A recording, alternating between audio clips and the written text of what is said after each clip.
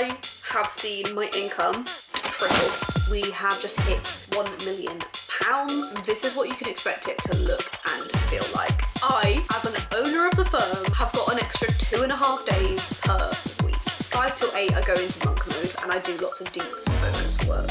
James sat me down and was like, you are not allowed to. I think I always thought with a business development manager, no one can do it like I do it. And the reality is, no one can do it like I do it. They can do it better than I can do it. And before I hired a business development manager, this was the content I was desperately searching for. Hi everybody, welcome back to my YouTube channel. This is a video that I've been really excited to film. So we're now 5 videos in. I do not know how that has happened. We're 5 videos in to me documenting my journey of trying to step back from the quoting side of my business.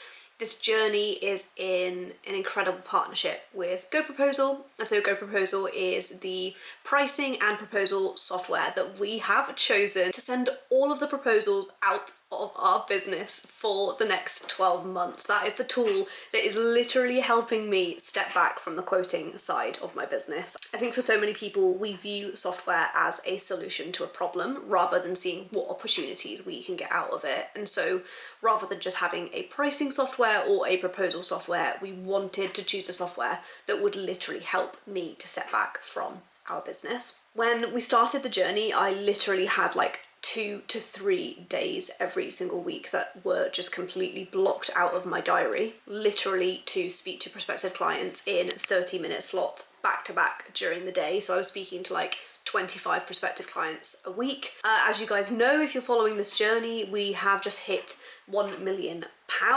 And so knowing that we were approaching that milestone was a really big trigger point to me to really evaluate what needs to be me in this business and what does not need to be me. And so I am really excited to be talking to you today all about hiring a business development manager. So what that process looked like, what has actually happened. So when I kicked off this series, you know that video, I'll link it up here, of me crying in my car, basically saying what I wanted to achieve over the next 12 months. I had just hired Annabella. And so I thought video 5 would be a great opportunity for me to catch you up on basically how my life has changed and how the business life has changed as a result of hiring a business development manager. I've also had lots and lots of conversations with other accountants and other practice owners who also have this role. When I was choosing like the job description and the job title of what I wanted this role to be, lots of people with different practices to mine told me to not hire a business development manager and to just hire a salesperson. And very early on, James and I realized that the reason that we can offer this like boutique style, this boutique feel, is actually because they are speaking to an accountant from day one. And I would happily give up that profit margin. Obviously a business development manager is on a much higher salary than a salesperson, and then being a fully qualified accountant also increases their salary. But that is the service, that's the standard that I expect from day one, and it's a decision that we have just been so happy, so proud of. So one of our board members, somebody who is not a shareholder but comes to our board meetings, they have a practice which is 3 times the size of ours, maybe 4 times the size of ours. They have a business development manager too. And so we've been having loads of conversations. So I just wanted to pull some bright minds together and give you guys insight into, if you are looking to scale a practice, if you think that one day you might hire somebody to take over the business development from you, this is what you can expect it to look and feel like. So the number one thing that has changed in my life has been getting 3 days a week, or 2.5. I think I had 2 full days and 1 half day blocked out of my diary. I, as an owner of the firm, have got an extra 2.5 days per week. If you guys follow me on Instagram, which if you don't, you can follow me using the link in the description to this video, I share my daily schedule every single day on social media. And you guys see me getting up at 5 till 8 I go into monk mode, which is where I clear my inbox and I do lots of deep focus work. Monk mode actually came about because I was in calls, because I was speaking with prospective clients all of the time, and because that meant that actually if I'm on calls for 2.5 days a week when am I clearing my inbox? And then again, I didn't want prospective client calls to be my full-time job, and so I wanted to have like other chargeable time, other consultancy work, mentoring, business development, content creation. I wanted those things in my diary, and so I was basically like looking at my diary thinking, there is not enough time in the day. I'm going to have to get up, and from 5 to 8 I'm going to clear my inbox, aka do a normal person's full-time job between 5 and 8 in the morning, and then I'll start my actual business owner job from 9 to 5. And so the biggest profound impact for me has been getting that time back. And James, my lovely husband James, sat me down when we hired Annabella and said, you are not allowed to fill that time with anything that is like permanent. I want it to be like one-off consulting. I want it to be growing the platform, growing the brand. Like with every single role that we've hired to support you, it has taken capacity away from you and you have just filled it up with other stuff. So right now in the business, there are 4 people who their full-time job supports me to do mine, but also their full-time job are jobs that I did as part of my job in the past. And so we've removed admin, we've removed compliance, we've removed business development, and now we've removed digital marketing. So there are 4 people's full-time jobs that used to be part of mine. And with every role, obviously, the more support I have, the more brain capacity I have, the more creative I am. And so every single time I've removed that capacity because I've basically been over capacity, but then filled the spare capacity with other stuff. And basically it's been a bit stressful. So James sat me down and was like, you are not allowed to fill that time. Like, be strategic with how you're filling that time. And so one of the first things that I did was block Fridays out of my calendar.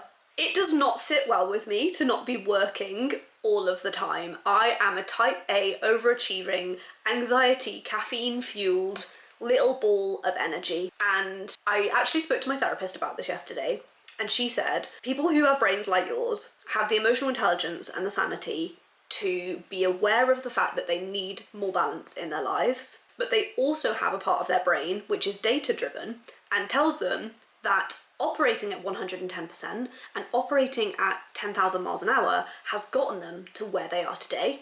And so there's lots of fear around putting boundaries in place, trying to get more balance. And I'm sorry, but I have never heard anything more relatable. I feel like a lot of you guys will find that very relatable as well. And so the first thing that I did was block Fridays out of my diary. I'm trying to actually think if I've had a Friday off. I definitely haven't had a Friday off, but what I have had is more balance on Fridays. My Fridays are blocked out. It's a completely meeting-free day, which for me is unheard of.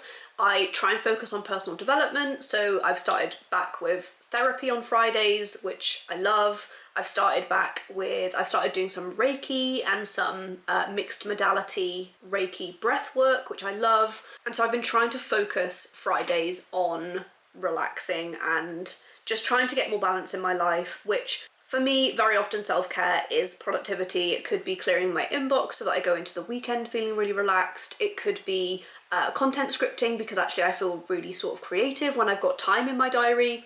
And I looked at this and because I think James was expecting me to just stop doing monk mode and to stop getting up at 5 a.m. But I just said to him, like, that works for me. I love it. I've gotten into such a routine, and it really helps me feel up, like keep up with the pace of the business and the pace of my life. And so getting up at 5 works for me. I never used to be, but I am now a morning person. And so I would much rather do that in like a sprint for 4 days a week and then have a day off than just cut out the monk mode from my life. So I'm taking a day a week for myself. That definitely doesn't look like having a day a week off, but it gives me choices. And for me, the ultimate form of success for me is choices, and having choices over when I work, how I work, where I work, all of those things. So that has been a huge learning curve for me. It's been a huge, like, I'm really having to push myself to take that time away from the business, and even just away from my desk if I'm working somewhere else. But the biggest thing for me is I have got a day of time back, and then the other time, that day and a half, I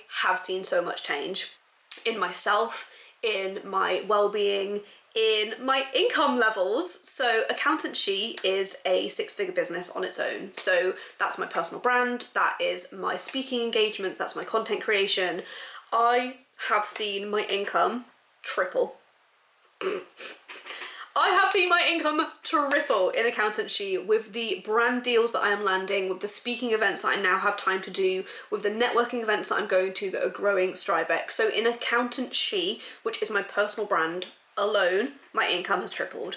That has come from hiring a business development manager. It's coming from having the support of my digital marketing exec, just over the moon with that, as you can imagine. So my income in accountancy has tripled since we've taken that role. And so those are the impacts that it's had on me and my time. And so now I wanted to focus on the changes that we've seen within the practice. Because if you're watching this, actually it could be that you don't have a personal brand and you have a practice. So the first really important thing that we've seen change from bringing in BDM that sits outside of speaking to prospective clients is the huge increase in consultancy work. So before we had a business development manager, we had a couple of accountants who had sort of like specialisms that they were building, maybe in tax work or with types of clients, but very often any sort of over and above consultancy work was being done by the accountants. What that meant though was that because it's the same person with the client doing the same things, there were like, not that it was unclear, but our team are just so helpful, and like our core values are literally driven by being helpful, being the best you can be,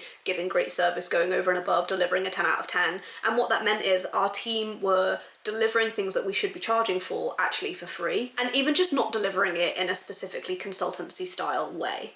And so now by having a business development manager that is a chartered accountant, she comes from top four, she has that sort of consultancy style reporting skill set.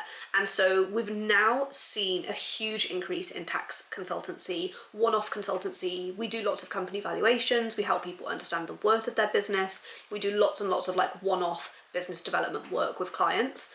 And whilst that has the capacity to do it, that's definitely taken time away from me, because before I was the only person that was doing that work.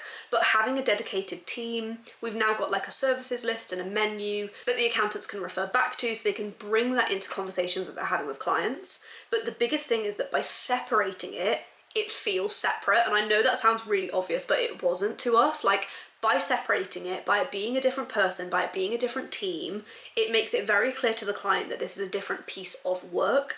And so we are quoting for work in advance of having any conversations. All of that time is now chargeable, and we've just seen so much positivity come from that. Also, a lot of the work that we were doing for free, when it gets handed over from the accountant who's maybe having an informal chat with the client about selling a property or some capital gains tax or some inheritance tax, when that gets moved over to the consulting team and we quote for that work, actually not all of that work is accepted. And we've now found that like clients are very happy to take consultancy and tax advisory work when you're not charging for it.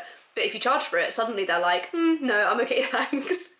And I just feel like that's the most relatable accountant experience ever. Like, they're obviously happy to take it when you're giving it for free, but actually how much are you giving away for free? And that is so closely tied with our GoProposal journey. So all of the consultancy work goes through GoProposal, and the way that we have structured that conversational process just gives people the trigger points to let clients know when something needs to be chargeable and when it doesn't. And actually the biggest learning point for us is the amount of people that say no actually says a lot to us. And then the second thing that I wanted to let you guys know specifically about the practice is the huge increase that we've seen in board reporting. So James and I are the only shareholders that sit on our board. We then have two non-exec board members who come to our board meetings every single month to provide strategy. One is an ex-Dragon from Dragon's Den business partner. The other is the director of an accountancy practice, which is much bigger than ours. And so we've intentionally kept it very lean. We want the decisions to be really, really quick and as agile as possible, but with the powerhouse of brains on that board